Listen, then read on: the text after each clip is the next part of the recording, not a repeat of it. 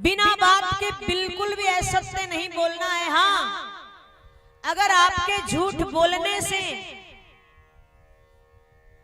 किसी का जीवन बचता हो, किसी के प्राण बच रहे हो, या फिर मान लीजिए किसी कन्या का विवाह टूट रहा हो और आपको झूठ बोलना पड़ रहा हो, तो वहां पर बोलिएगा, कोई अपराध नहीं है। लेकिन बाकी कहीं पर भी झूठ मत बोलिएगा। प्रयास करना कि हम सत्य ही बोले।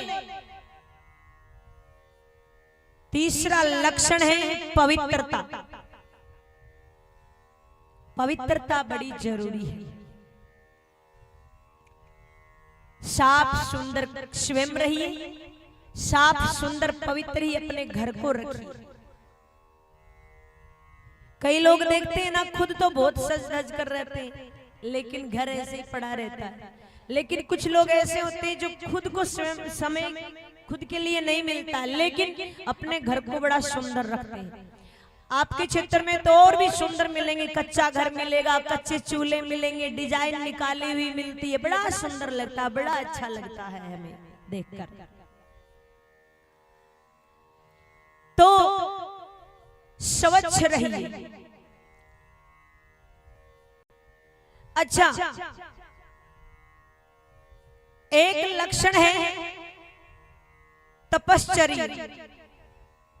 इसमें महाराज क्या होता है, हम तो ऊपर से तो बहुत स्वच्छ रहते हैं, महंगी महंगी साबुन लगाते हैं, महंगा महंगा सेंट लगाते हैं, लेकिन अंदर से बड़े मैले रहते हैं। अंदर का मैल साफ नहीं करते। बाहर आप कैसे भी हो, भगवान नहीं देखते। आप काले हैं, आप गोरे हैं, आपने कैसा पहनावा पहन रखा है, ये सब भगवान मैटर नहीं करते। लेकिन अगर हृदय आपका पवित्र है तो भगवान जाति भी नहीं देखते, कुल भी नहीं देखते कि ये ऊंचे कुल का है कि नीचे कुल का है, कि जाऊं कि नहीं जाऊं, दौड़ कर जाते हैं। अच्छा, ये जो सबरी है, सबरी का नाम सुना है क्या?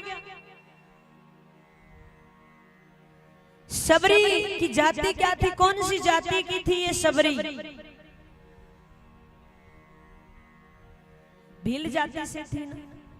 लेकिन भगवान के दर्शन इसने किए, है ना? भगवान के दर्शन इसने किए। अच्छा,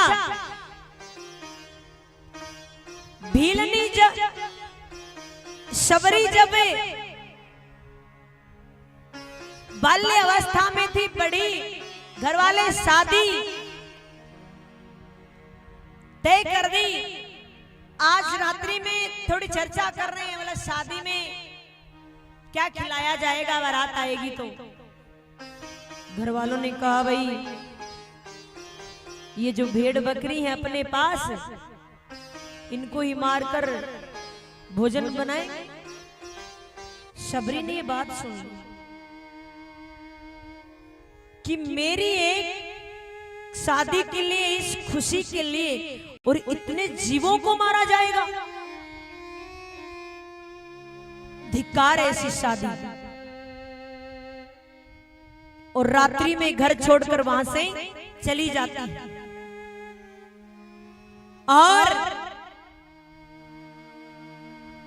मतंग ऋषि के आश्रम के आजू बाजू में रहने लग जाती। देखिए, पहले जो संत महात्मा होते थे वो तो ज्यादातर गृहस्थी होते थे, लेकिन जो विरक्त होते थे ना, वो स्त्रियों से उनका कोई रिश्ता नहीं होता था।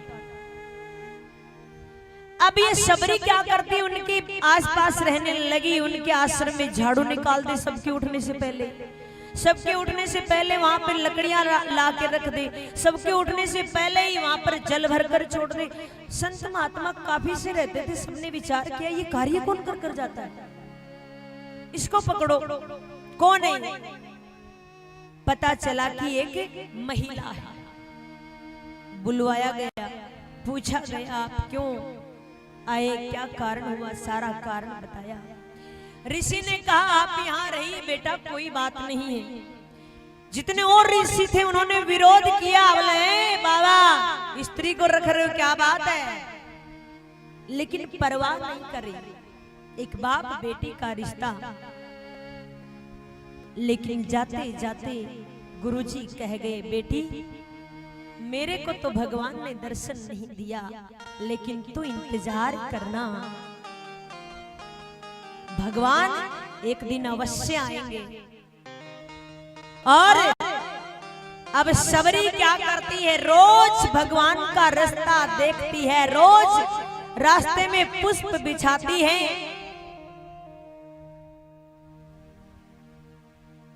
और रोज यही विचार करती आज तो भगवान आएंगे। रोज ऐसा नहीं कि थक जाए परेशान हो जाए, नहीं आएंगे। कौन रोज फूल बिछाएगा? दृढ़ विश्वास, वो फूल बिछाती है रास्ते में और मन में उनके क्या भाव चल रहा है, आइए सब दर्शन करेंगे।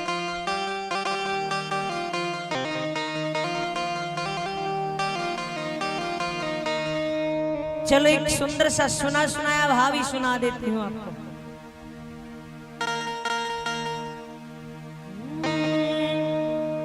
मेरी झोपड़ी के भाग आज जाग जाए